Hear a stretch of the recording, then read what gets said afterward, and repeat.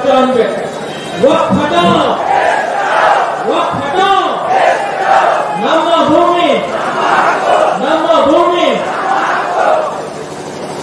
ನಮ್ಮ ಭೂಮಿ ನಮ್ಮ ಹಕ್ಕು ಈ ಒಂದು ಅಡಿಯಲ್ಲಿ ರಾಜ್ಯದ 3 ತಂಡ ರಚನೆ ಮಾಡಿ ರಾಜ್ಯಾಧ್ಯಕ್ಷರು ಮೊದಲೇ ತಂಡವಾಗಿ ರಾಜ್ಯದ ಕಿರಿಟ ಬಿಜರ್ನಿಂದ ತಮ್ಮ ತಂಡದೊಂದಿಗೆ ಈ ಒಂದು ಆರಂಭ ಮಾಡಲಿರುವ ನೇತೃತ್ವ ವಹಿಸಿದ ನಮ್ಮ ನಿಮ್ಮೆಲ್ಲರ ನಾಯಕರು ಶಿಕಾರಿಪುರದ